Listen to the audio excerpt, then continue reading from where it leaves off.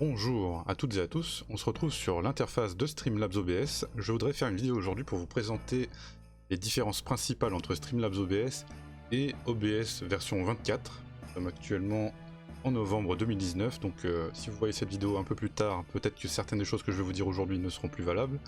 On va voir ça tout en détail. Alors, qu'est-ce qui se passe sur Streamlabs déjà? Streamlabs, ça peut sembler pas mal pour débuter. Donc là, tout de suite, on est sur l'interface. Vous voyez, pour ceux qui ne connaissent pas forcément, qui aimeraient se lancer dans le stream, on a pas mal de choses qu'il n'y avait pas sur OBS. Au départ, Streamlabs avait été inventé, ils ont rajouté le chat sur le côté. Donc quand vous êtes en diffusion, vous avez directement la conversation ici, c'est pas mal. C'est le chat Twitch tel qu'il est sur le site. Ils ont changé par contre un petit peu la présentation. Maintenant, par exemple, les derniers événements ici, c'est-à-dire les bits, les follow, tout ça, vos événements sont affichés de cette manière. On peut pas déplacer ces choses. Parce qu'en fait, avant, il faut savoir que le Streamlabs s'appelait Twitch Alert, c'était un site internet. Ils n'avaient pas encore fait leur logiciel de stream. Et le site internet, on avait une bonne partie qui était accessible ici à gauche. On avait un onglet exprès qui nous servait de dashboard, de tableau de bord, si vous préférez. Maintenant, il faut aller sur le site. Voilà, Google Chrome. Voilà, ça c'est ce qui a disparu du logiciel Streamlabs OBS. C'est ici sur le site, donc vous êtes obligé maintenant d'aller ailleurs sur le site. Est-ce que c'était un des avantages de Streamlabs qui a été retiré lors des mises à jour? On est obligé de passer par le site pour gérer tout ce qui est alerte, etc. Les widgets. Donc vous avez différents outils, hein. Vous avez les compteurs de viewers, les tickers de dons, etc. Des bannières sponsors, c'est des petits logos qui vont clignoter. Vous avez même une roue pour faire des giveaways. Ça je l'ai déjà utilisé, c'est assez sympa, c'est un peu style roue de la fortune. Les credits. Mais alors ça, c'est des choses que vous pouvez retrouver sur d'autres logiciels. Si vous aimez bien les widgets de Streamlabs, moi j'en utilise encore personnellement. Si vous aimez bien par exemple le compteur de spectateurs, allez dessus. Vous n'êtes pas obligé d'utiliser le logiciel directement Streamlabs, même si c'est déjà intégré.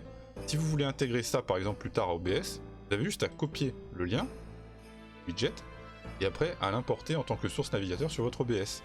Vous avez également la configuration automatique, si vous n'êtes pas trop sûr de comment faire les réglages. Regardez, dès qu'on va dans les paramètres, en cliquant en bas à gauche, là je vais aller ici dans le petit rouage, ça vous ouvre cette fenêtre. Si vous ne savez pas vraiment comment faire les réglages pour votre stream, vous pouvez faire lancer l'optimisation automatique, et selon votre configuration et votre connexion, le logiciel fera un petit test de débit, il vous fera la plupart des réglages recommandés pour votre config. Vous pourrez très rapidement lancer un stream sans vous prendre la tête. Mais il y a plein de tutos maintenant, c'est très facile à régler, il n'y a pas énormément de choses à savoir au niveau de tout ce qui est réglage du bitrate, de l'encodeur, tout ça c'est très simple à faire. Je ferai une vidéo séparée pour vous l'expliquer. Donc tout est tout en un, mais ça c'est plus vraiment le cas. Avant c'était un logiciel tout en un, maintenant comme vous voyez il y a pas mal de choses à aller faire sur le site directement. Toute la partie gestion, vraiment ça se passe via le site. Ça a son importance. La config automatique, très important. Un truc aussi qui a disparu, qui est assez dommage, c'est-à-dire que quand vous n'avez pas d'overlay, vous voulez des jolis overlays. Regardez, on avait pas mal de choses. Fermez le chat peut-être, ça serait plus pratique pour voir. Voilà, ici vous avez tout un tas d'overlays directement qui sont proposés. Sauf que le problème, avant tout ça, c'était gratuit. Donc vous voyez, c'est marqué Prime sur le côté, à côté de quasiment tous. Hein. Il y en a quelques-uns qui ne sont pas Prime. Et qu'est-ce que ça veut dire ça? Ça veut dire que vous devez vous abonner en fait à Streamlabs Prime. On est sur du 12$ par mois. Donc en euros, ça nous fait du 10,83€. Donc je sais pas s'ils font la conversion exacte. Sur du 10-11€ par mois pour un logiciel de stream et des choses qui étaient gratuites qui sont devenues payantes. Donc les overlays, vous avez moyen d'en choper gratuitement sur plein d'autres sites. Donc je vais y revenir après. Si vous passez sur OBS, quittez Streamlabs, il y a quand même des petites choses que vous pouvez perdre auxquelles vous pouvez tenir. Donc je vais quand même pas les mettre de côté. Par exemple, si vous faites des bêtises, en déplaçant votre overlay par exemple, genre oh là là mince, oh j'ai déplacé mon texte, mais comment je vais faire pour le remettre en place? Eh bien vous avez le CTRL Z. Hop, CTRL Z. Ça c'est pratique, ça on ne l'a pas sur OBS. Ça vous demande d'être un peu prudent, de bien penser à verrouiller avec les petits cadenas comme ça les sources pour qu'elles ne soient pas déplaçables. Mais ça c'est des habitudes à prendre aussi déjà de manière générale. Un autre avantage pas négligeable de Streamlabs, ce sont les dossiers. Et ça aussi on peut s'en passer. Hein. En fait vous avez des moyens de faire des dossiers, alors attendez, ça c'est peut-être pas le plus parlant.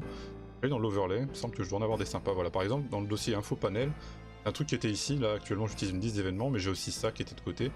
Tout ce qui est dernier follow, dernier sub, etc., les icônes. Tout ça c'est dans un dossier. Ça permet de nettoyer un petit peu, de faire un peu le tri dans la liste des sources quand vous en avez beaucoup comme moi. C'est assez pratique. Ensuite, qu'est-ce qu'on a d'autre sur... On peut changer également quand vous lancez. Quand vous allez pour lancer un live, vous avez cette petite pop-up sur Streamlabs. C'est pratique en vrai, ça c'est un truc qui risque peut-être de me manquer un peu sur OBS, il faudra que je prenne l'habitude justement. Vous avez directement la possibilité du coup de changer votre titre ici, le jeu, Vous choisissez là directement, ça prendra par rapport à internet, par rapport à la liste des jeux sur Twitch. Et des tags, d'ailleurs je vous conseille de les utiliser, tout le monde ne se sert pas des tags, mais là ils sont accessibles directement là. Il arrive que des gens tombent sur mes lives, par exemple en ce moment je suis sur Uncharted 1. En tapant via le tag rétro, les gens peuvent me trouver. Oui, moi souvent, personnellement en tant que viewer, quand je cherche des lives, je cherche découverte plus rétro, parce qu'on peut faire des recherches avec des tags combinés. Et je vais forcément tomber sur des vidéos de gens qui sont en train de découvrir d'anciens jeux, et ça c'est un contenu qui m'intéresse tout particulièrement. Autre avantage de Streamlabs, vous avez les sauvegardes dans le cloud. C'est-à-dire que si vous streamez depuis plusieurs machines, par exemple vous n'êtes pas à la maison, ou vous avez l'habitude d'utiliser plusieurs PC pour certaines raisons, ou vous partez en vacances, vous allez utiliser plutôt votre PC portable, vous avez juste à lancer Streamlabs, et il va charger automatiquement tous vos overlays, vos sources, vos machins, vous avez juste à vous connecter sur le logiciel. Je sais pas à quel point c'est efficace, je n'ai personnellement jamais utilisé ça, je fais tout du même PC. Mais c'est pas un avantage négligeable non plus. Vous avez également les histoires d'encodeur, NVENC, tout ça, mais ce n'est plus un avantage de Streamlabs, ça a été rajouté sur OBS maintenant, là aussi. Maintenant, je vous propose qu'on coupe là pour la partie sur Streamlabs et on va passer sur la partie OBS pour voir qu'est-ce qui s'y passe. Alors, nous voici sur OBS Studio pour la deuxième partie de la vidéo. Donc, pourquoi passer sur ce logiciel alors que Streamlabs est si génial, il avait plein d'options très bien qu'on a vu. En fait, il y a des bugs également sur Streamlabs. Donc, comme je vous ai dit, déjà, il y a principalement les options gratuites qui deviennent payantes. Des options qui étaient incluses dans le logiciel qui finalement se retrouvent sur le site. Donc, c'est que des avantages que le logiciel avait qu'il a perdu en fait au fil des mises à jour. Et également il y a des bugs, par exemple la surveillance du son, là comme vous voyez ici en bas, on voit le volume de mon microphone actuellement, le volume du bureau, bon bah il n'y a rien, il n'y a pas de musique en fond, il se passe rien, ça me sert à ça, c'est des choses que je surveille énormément en stream, d'ailleurs je vous conseille d'en faire de même. Je pense que le sketch de lancer un live avec le micro coupé est arrivé à tout le monde au moins une fois ou deux. Du coup au bout d'un moment vous prenez vraiment l'habitude de surveiller ce genre de choses. Hein. Et bien sur Streamlabs, moi de temps en temps il n'y a plus rien. Du coup je dois demander aux viewers, au fait il y a du son là, on m'entend? Heureusement qu'il y a 2-3 personnes quand même qui en répondent parce que sinon c'est très embêtant. Donc voilà, c'est un bug parmi d'autres, j'en ai vu d'autres également, des crashs de logiciels, ça ne m'est arrivé que sur Streamlabs, le logiciel qui se ferme en plein live, sans raison, il faut le relancer, c'est la panique. Ce n'est pas arrivé qu'à moi, hein, j'ai d'autres amis streamers à qui ça arrive, et ils me confirment que ça n'arrive que sur Streamlabs, des gros problèmes d'instabilité. Le logiciel n'est pas forcément plus lourd sur le CPU, hein, comme vous voyez, là actuellement je ne stream pas, mais bon, CPU 2,7%, ça va. Le logiciel est quand même plutôt léger, faut pas non plus exagérer. Alors, quels avantages on a et comment on peut rendre le logiciel génial? Parce que là, vous voyez en haut, c'est marqué StreamElement. Donc voilà, StreamElement, c'est un concurrent, on va dire, de Streamlabs. Ils n'ont pas fait eux-mêmes de logiciel de stream, mais ils ont fait un plugin pour améliorer OBS. Ça s'appelle OBS.live. Donc si vous cliquez sur Download, en fait, c'est un plugin qui se rajoute sur OBS Live, enfin sur OBS Studio pour devenir OBS.live. Et vous avez des petites choses qui se rajoutent. Donc moi, je n'active que le chat de chez eux. Pour une raison, c'est car ça permet de supporter les émotes VTTV et Franker Faces. Et la présentation du chat par exemple, qui sera éclairé une ligne sur deux, changer la taille et de la police et la police elle-même d'ailleurs. Vous pouvez faire plein de petites options assez sympas. C'est juste la présentation du chat. Vous pouvez également mettre alors Activity Feed. Là, c'est pas évident, j'ai quand même beaucoup d'éléments. Ça sera moins compliqué, c'est du coup les derniers follow, les machins, les bidules, ça c'est des choses que normalement vous n'avez pas sur OBS. J'utilise pas le leur, j'utilise celui directement de Twitch, ça vient de Twitch, le truc qu'on voit en bas à droite. C'est ça que celui-là je ne l'utilise pas. Et vous avez également le Media Request, si vous souhaitez utiliser tout ce qui est Song Request, tout ça, d'ailleurs il y a des chances que je repasse dessus. Hop, et que tour. Voilà, c'est un song request, tout ce qui est plus classique, hein, vous rajoutez vos musiques, etc. Mais du coup, c'est inclus dans le logiciel, ça vous évite de vous balader sur le site internet pendant que vous êtes sur le stream. Ça peut prendre quand même pas mal de ressources pour rien. C'est pratique d'avoir 40 trucs lancés en même temps, parce que déjà le jeu plus le stream, si vous faites tout sur un PC, c'est assez lourd, vous le savez sûrement. Donc, qu'est-ce que c'est que toutes ces choses que j'ai rajoutées, en fait? Ne sont pas dans le menu. En fait, ce sont les docs custom. C'est un truc qui a été rajouté sur OBS version 23, si je dis pas de bêtises. Comme à la 24. À 23 ou 24, en tout cas, c'est très récent et c'est ce qui change totalement le game. Vous allez dans Afficher, en haut. Doc. Alors là, il y a celle que j'ai déjà rajoutée, mais sinon, vous allez dans Doc Internet personnalisé. Et ça vous permet tout simplement d'intégrer n'importe quel contenu web directement dans OBS. Du coup, comment on fait pour le rajouter? Que je viens de retirer. En fait, un truc que je vous conseille tout simplement, essayez de jeter un œil au nouveau tableau de bord pour streamer. Vous allez sur votre page Twitch tout simplement, vous allez dans tableau de bord des créateurs, là vous avez un petit bandeau bleu actuellement en haut, ça ça disparaîtra après parce que c'est... En fait, ils sont en train de refaire le tableau de bord. Le nouveau tableau de bord, franchement, il paraît bizarre à première vue, mais il est extrêmement pratique. Il y a beaucoup d'outils très bien. L'idée de Twitch, c'est qu'on aille sur ça pour... Oui, mais moi, je préfère ramener ce truc directement dans OBS. Vous allez par exemple sur ce que vous voulez, vous avez des petits ronds, là, comme ça, des petits points. Hop. Et sur... Mince. Sur Pop-Out, normalement. Ah, c'est parce que, attendez, on voit un hébergement. En fait, vous avez une petite option en bas, c'est parce que là, il y a l'hébergement qui cache un petit peu. Regardez, la dernière option, c'est Pop-Out. On va cliquer sur le petit truc en bas. Arrêtez l'hébergement de ce drôlin quand même. Là, vous avez une petite fenêtre qui pop. Prenez le lien, CTRL-C. On retourne sur OBS. On met le lien ici. Vous lui donnez un petit nom. L'activité, on va dire. Appliquer. Et voilà, vous avez votre doc personnalisable. Et ça, du coup, cette fenêtre, vous pouvez l'incruster où vous voulez. Du coup, moi, je la remets ici. Et voilà. Et vous pouvez customiser, du coup, votre logiciel exactement comme vous voulez. Et contrairement à Streamlabs, on peut tout déplacer. C'est-à-dire que le flux d'activité sur Streamlabs était genre en bandeau comme ça, et en dessous du stream. Pas très beau. Ah, moi, je préfère que ce soit ici, c'est bien. Pareil, au niveau du son, on a moyen de mettre le mélangeur audio, c'est vrai que j'en ai pas parlé, en mode vertical. Alors qu'à la base, sur Streamlabs, c'est plutôt comme ça. Moi, je n'ai que 2 curseurs à surveiller. Donc, ça me paraît plus compact et plus pratique de cette manière. Ensuite, avec OBS Live, qu'est-ce que vous pouvez faire d'autre? Ça vous permet également de rajouter l'option drag and drop pour vos sources. C'est-à-dire un truc qu'on ne pouvait pas faire et qu'on pouvait faire que sur Streamlabs avant, mais maintenant on peut le faire ici aussi. Vous avez simplement à faire glisser des fichiers images par exemple. Allez hop, un caca. Et voilà, il est ici. Vous pouvez le déplacer comme vous voulez, vous avez toutes vos options. Juste faire attention, du coup il n'y a pas de CTRL-Z. Retirer, on n'en a pas besoin aujourd'hui. Du coup l'interface est quand même vachement plus flexible. Vous avez accès également aux plugins, c'est-à-dire qu'il y a des scripts, des plugins que vous pouvez rajouter dans OBS. Il y en a un notamment qui est très pratique, on va essayer de le tester ensemble. On peut rajouter par exemple des options de floutage, ça c'est un truc qui ne se rajoute que sur OBS grâce à un script.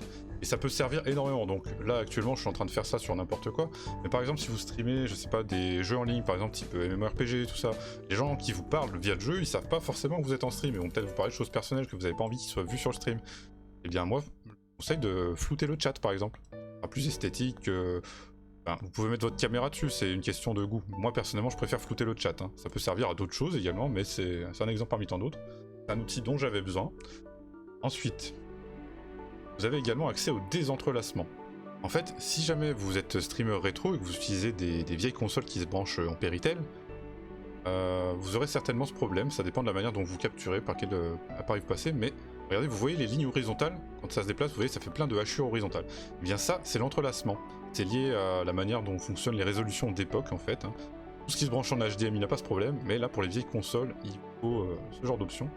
À cette époque-là, sur le début de ce jeu, qui est Kaya Dark Lineage, très bon jeu d'ailleurs, j'utilisais directement la capture via Péritel, parce que j'ai ma boîtier de capture qui me permet ça, et j'ai utilisé ensuite les options désentrelacement, et vous voyez, on obtient une image quand même vachement plus sympa.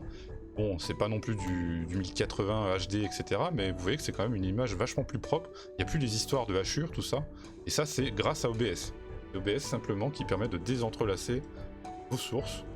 Donc, ça n'intéressera probablement pas tout le monde, hein, c'est surtout pour les streamers rétro, mais c'est quand même une option native du logiciel qui est assez sympa. Pour le faire, vous avez simplement à cliquer, faites un clic droit sur votre source. Par contre, il faut que ce soit une source vidéo évidemment. Capture. Voilà. Razer Ripso par exemple, c'est le nom de ma capture. Voilà, désentrelacement. Vous l'avez là, bah tiens, il est encore réglé de base. Linéaire, champ du bas prioritaire, voilà, vous avez juste à cocher ces deux cases. Si vous vous demandez comment faire, vous verrez le résultat est magique. Si jamais vous êtes perdu également aussi avec les dossiers, vous avez besoin des dossiers pour les sources, je vous ferai un tuto pour les overlays. Il y a moyen de tricher un peu, vous voyez dans les scènes, en fait il faut savoir que vous pouvez rajouter une scène en tant que source. Où j'utilise certaines scènes qui ne servent que de dossier, c'est-à-dire que cette scène c'est un morceau d'overlay. Mais je vais jamais dessus, hein. Quand je suis en live je switch seulement entre starting scène, live, BRB, et voilà.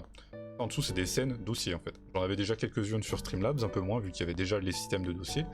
Mais c'est des techniques, c'est-à-dire c'est des petites choses à faire à côté. Et au moment de lancer le live également, je n'ai plus du coup le bouton, là si je lance Start Streaming ça va lancer direct le stream. Pour changer les infos de stream, où il faut penser, ça c'est vrai que c'est un petit désavantage par rapport à Streamlabs, à cliquer ici sur modifier les infos de stream que j'ai rajouté avec les actions rapides. Ensuite, au niveau des overlays, si vous aimez bien avoir des jolis overlays, mais directement prévus avec le logiciel, bien vous avez également ça sur OBS Live. Vous passez sur l'onglet Stream Element, ici en haut, cliquez sur Activate Overlay. Ça va vous emmener du coup sur le site, mais bon, on a déjà vu avec Streamlabs, il y a pas mal de choses qui se passent sur le site internet, mais ça c'est des choses que vous faites hors live, c'est pas bien grave. Et là vous avez tout un tas d'overlays. Vous faire des previews, tout ça, vous avez pas mal de choses.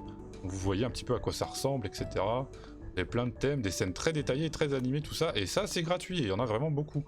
Ça c'est que Stream Element, hein, parce qu'à côté vous avez également d'autres sites qui proposent, vous avez Tipeee Stream, vous avez Wisebot aussi qui est un overlay simplifié très simple.